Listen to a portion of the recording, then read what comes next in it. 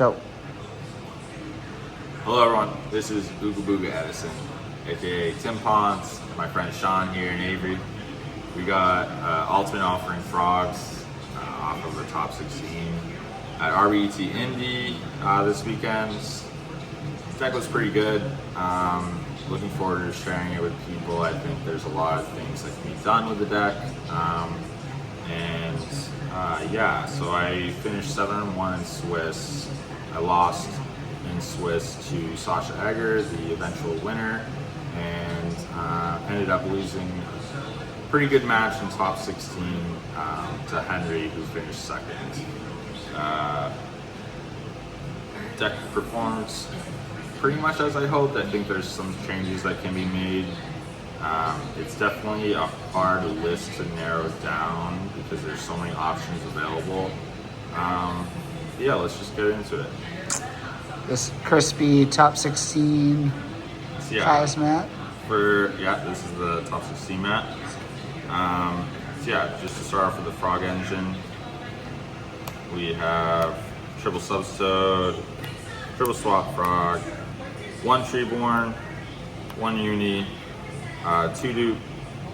So we tried desk frog, we tried triple dupe, we tried flip flop frog. But honestly, this deck doesn't have a big issue with clearing monsters, so I didn't really feel the need for flip flop, and also I'm not as combo heavy as something like Forks or even Dream Frog. So I felt pretty comfortable with not playing flip flop for this event. I do think if it's eventually like a heavier plant or Ford based format that we could consider putting in the flip flop. I think the third dupe we had for a long time because it is pretty important to have swap frog access in this deck. But when I realized that I really wanted to play upstarts and recklesses, it was unfortunately just one of the cuts that we had to make. As well as just, there's a reason that hero frogs are trying to cut dupe right now. It is hard into deck dev-y, and I wanted to have a little bit more insulation from that card. And then in regards to Death Frog, you'll see that's in my side. It's really good against Blackwing, I think. Well, it is. It's great against Blackwing. But it kind of struggles against a lot of other decks. It's pretty mid and bad as a draw, actually. Decided not to play that one. Why 1 Treeborn? In regards to 1 Treeborn, our deck doesn't really rely on Treeborn as much as a lot of other frog decks because of the offering. And also, honestly, if you run into GDs, yes, it can struggle to only have 1 Treeborn. But generally, yes, I'm siding the second Treeborn for situations like Pro and whatnot. But just playing 1 for game 1 seems fine. And again, we're trying to fit Trouble Upstart, Triple Reckless, as you'll see later. So it was just unfortunately one of the cuts that had to be made. I also think it's a lot better if you're playing things like discard traps, which we are not playing this deck, in the main deck. Going further, the standard triple Caius. Every frog deck should really be playing at least 2 Caius, ideally 3. Card is very strong, it was great all weekend. Sangan, Gores, Trag. Sangan's actually a combo piece for this deck, but it also can just increase your consistency for seeing cards like Junk Synchron and Substitute. It's really important for this deck, but being a level 3 is just great. Gores is in every frog deck, and then for Tragodia, you have to actually often have a lot of hands that are pretty big that you're kind of waiting to build up some combo pieces. It really overperformed this weekend and overall just recently. While we don't have the level 4s to take some cards, that's not ideal. We do build pretty big hands, the draw cards can help. And if you put this as level 2 or lower, then like summoning Junk Synchron into Junk Warrior can boost the Junk Warrior's attack by the Tragodia, which often allows you to summon really big Junk Warriors for game pushes. I was pretty happy with this. I don't think I would play Fader. I did play Fader for a bit as it helps against things like Gladiator Beasts and some of the combo decks that I'm a little bit worried about. But I found that honestly against the combo decks, if they full combo, even if we Fader, I think we lose a lot of time anyways. So it was kind of underwhelming for me, and it's also just another card that gets hit by deck dev, which is not super exciting. Going further, triple sphere, triple junk. When I first started playing Offering Frogs, I didn't even play this card. It eventually became a 1-of, and all of a sudden now we're at 3. Do I think it's optimal? I think it was for this event. Do I think it will be in the future? I'm not sure, but it was amazing for me all weekend, honestly, and I have zero regrets playing 3. Triple Junk Synchron is very necessary. It's the core of the deck. It's one of your best top decks in the mid game. And honestly, Sphere in the mid game, if you're down to a grind game, this can often just be lights out. Because getting yourself a Junk Synchron as well as sticking a body that's gonna slow them down and make sure you don't die, it's very relevant. It has a couple effects, just so for anyone that's not aware of the card, it says while it's face up on the field, its attribute is also treated as light, which means that if you attack with a Catastor, they still will die. That's about all that matters for that, but you could technically also synchro into things like, I don't know, what is it, Light End Dragon or whatever, I don't know, whatever the one that's a light. Once per turn, it can't be destroyed by battle, which is nice. It makes it a little bit better to things like Black Wings, because otherwise the 1600 body would just be a little too small. And then when it's tribute summon, you can add a level 3, specifically not or lower, from your deck to your hand. So your options are only Junk Synchron or Sandjam, but that's actually okay. I tried out Grand Mole, Spirit Reaper, yada yada yada.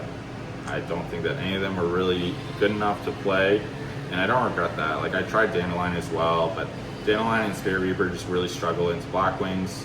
Grand Mole's great for value, and it's also kind of tricky with your Ultimate Offering because you can summon it during their battle phase, and it pretty much is sticking as a fader because you're just going to keep summoning it.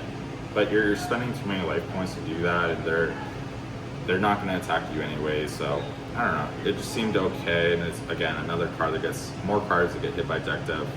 So yeah, I think I would stick with this, but I think people can definitely experiment with other level 3s. I think there are other lists with Dandelion that could do well. But yeah. So that's it for the monsters. I think it's like 22 monsters. Yeah.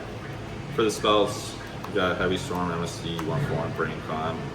Those are pretty standard in every Frog deck. Not going to comment on those. 1/1's broken.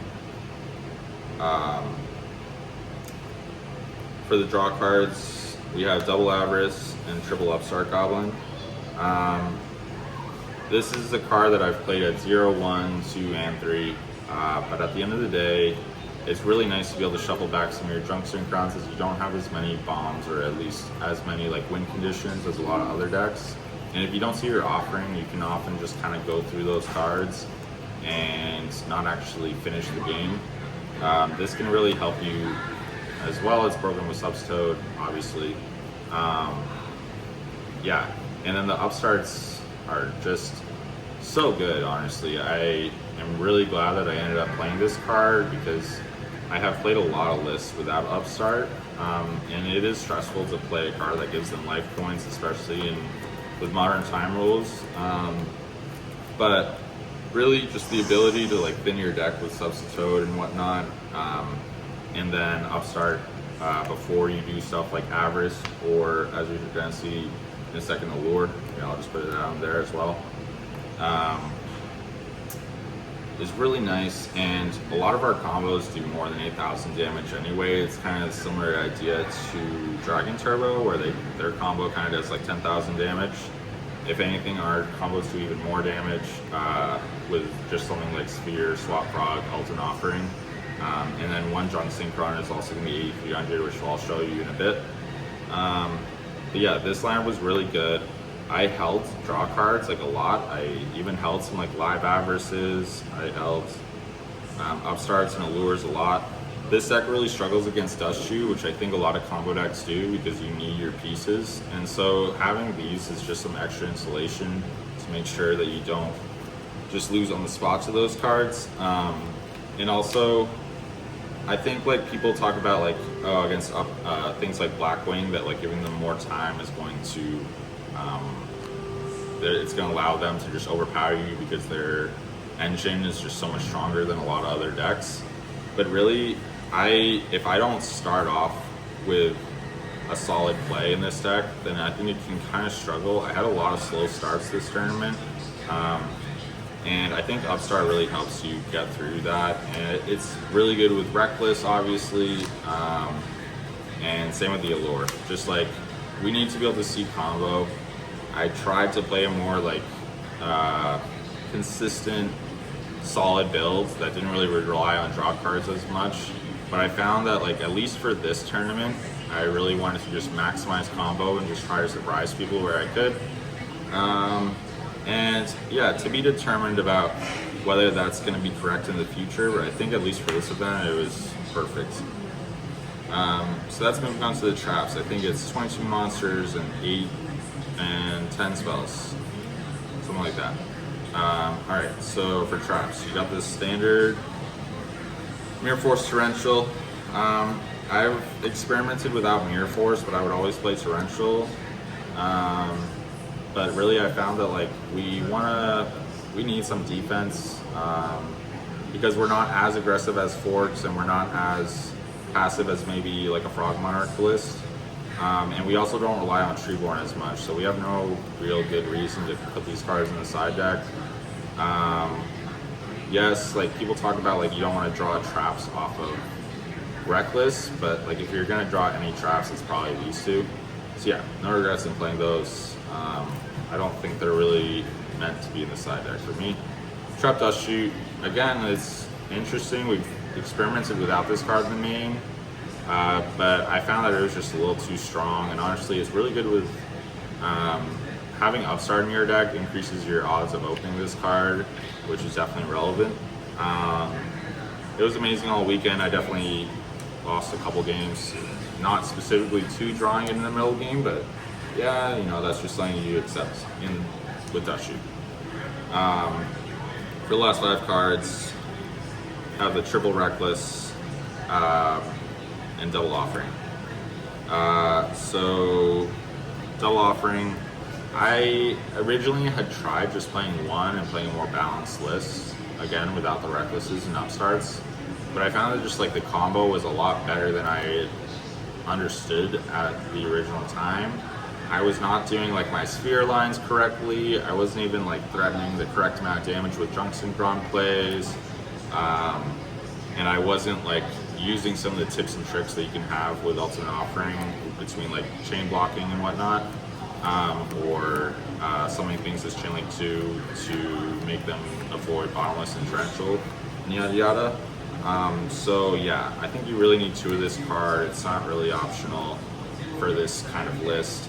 You can consider maybe siding them out for maybe like a Gladiator Beast matchup where you're not expecting to stick it, especially against some of these Testire or Charisma lists that are going to pop it in main phase 1. Also, if you really go crazy game 1 and you full combo them with Spear of Chaos, sometimes you could consider like siding out offerings and whatnot to try to dodge the Dust Tornadoes that you might expect them to side in. But again, I think it's kind of risky. I didn't end up siding out offering a single time this weekend, and I don't really regret that part. I only faced 1 Gladiator Beast and I had 2 of them, but again, some fortune has to go your way against Gladiator Beast. I don't think it's a great matchup overall. It's probably pretty close to 50-50. And then for the Triple Reckless, this is a card that I had tried playing the deck without for the last maybe 2 out of the 3 weeks before the event, but I ended up just going back to it because, again, I just wanted to accept that I am a combo deck rather than trying to play a fair game, because there's just too many decks that play the fair game better, and if you try to play the fair game into a Ford or a Gigavice, you're probably just going to give them too much time and they're going to win. I tried playing things like Soul Exchange and whatnot in the main deck, or Ryza or whatever. And yeah, I think Reckless was just like the correct call for this tournament when people were not super aware of what the heck was going on. It's also like one of the best cards. Just having draw traps in your deck is great to bait out MST, Heavy Storm, Dust Tornado, that sort of thing. to set up your alternate offering play. I did side out Reckless all 9 matches that I played, which is pretty similar to how you would handle it in Forks. I would keep them in against other combo decks like Forks and Gigabytes though. Going on to the extra. So 2 Army Arm.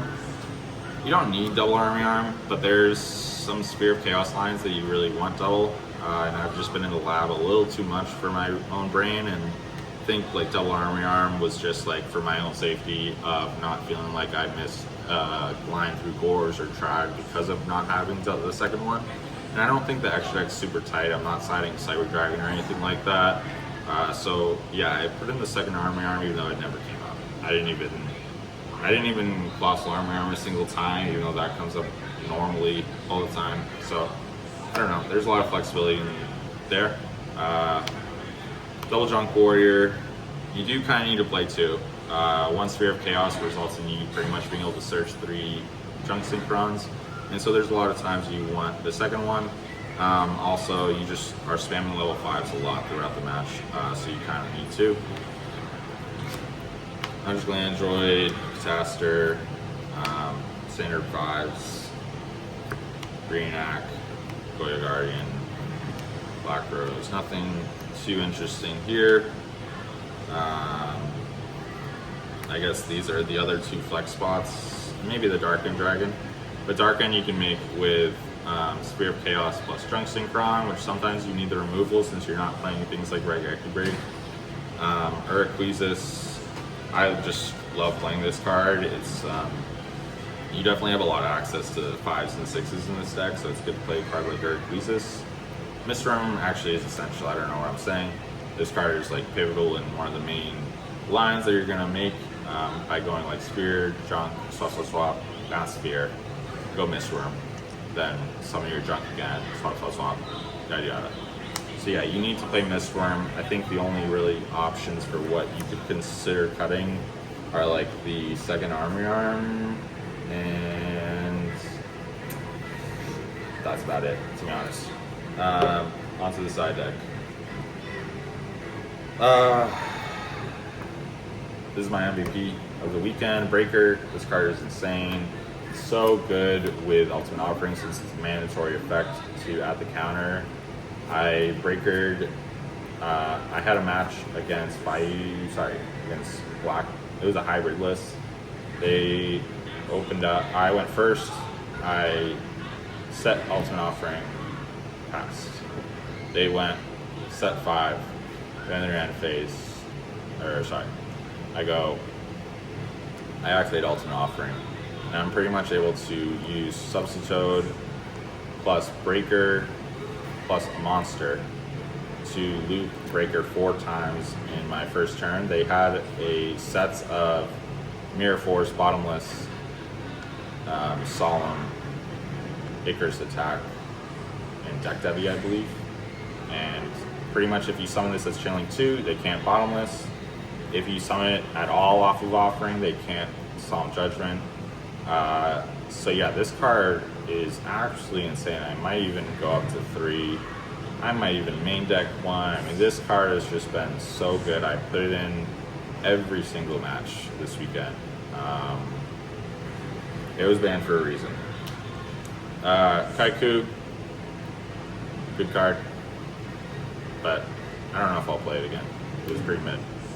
Hypothetically, like, yeah, you can hit Vayu if they're really, if you catch them off guard, and maybe you can catch some Frog players off guard if they have double Treeborn, but I think it will not be my set X for the future.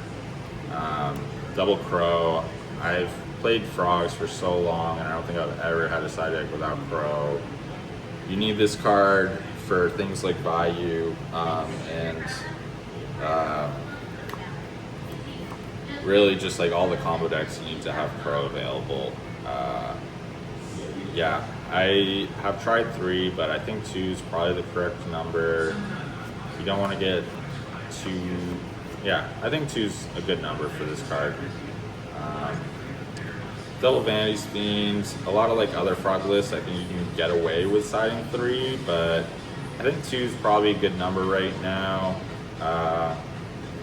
Yeah, just sided in for all the frog decks and some of the like synchro decks, I guess, that might be around.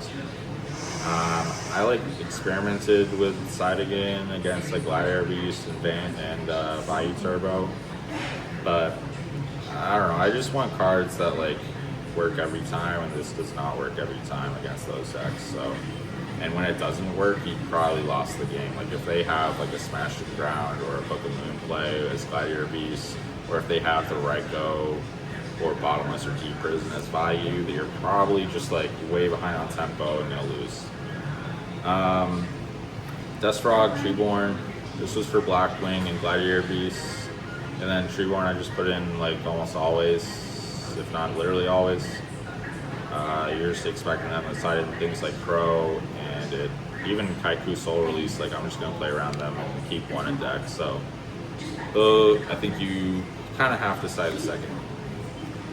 Despite it not being good with offering, you can't just expect to have that card all the time, especially post side. Double D Prison. I put this in against Birds, and I like it against Gladiator Beast, but it definitely has some issues, like especially against the modern list that are playing Tez, Tiger, Prisma. So yeah, I think you should still probably put it in, but I do have some questions about it. I did put it in every match this weekend. Double Raigeki Break. Again, it feels weird to not play this in the main deck as frogs, but we just don't have as many good discards as a lot of other frog decks. We don't have the extra Treeborn. The hero frogs have all their heroes that they sometimes want to discard. And also, like, we just, the Ultimate Offering gives us more play through things like Vanity's Fiend, Dyna, Christia, Oppression, those sorts of things, where we don't necessarily just need that quick removal. We can just kind of just use Offering and stick a Caius or whatever. So yeah, I played this in the main for a long time, but I'm pretty glad that we sided it. And I also think that you don't need more than 2, but I would be fine if you wanted to fit the 3rd. Again, we don't have the extra draws with things like Triple Avarice, Triple Salvage that the Fords have, and we don't have the heroes like the Hero Frog has. And then last up, Double Dust Tornado. Put this in against all the bird decks and Gladiator Beasts, and yeah, you need to have at least 2. I think the 3rd is optional, but yeah, that's it for that. So shout outs to the homies back in Massachusetts, to Avery and Sean that spent the weekend with me, and all the people that I met at the event. Tons of super nice people and just a great community that we have here. Shout out to Keegan and all the people that hosted the event. Yeah. Awesome. Well, congrats on your top 16, man. This is our first video, but many more to come. Combos. Yep, next video will be a combo video with Tim sort of explaining some of the more common lines and, you know, what sort of you should go into in different scenarios. You know, forgive us for maybe the rougher nature of this video. We're in our hotel without a tripod or standard stuff, but we hope you guys enjoy either way, and look forward to more. All right. Any last words, Tim? Combo. Combo.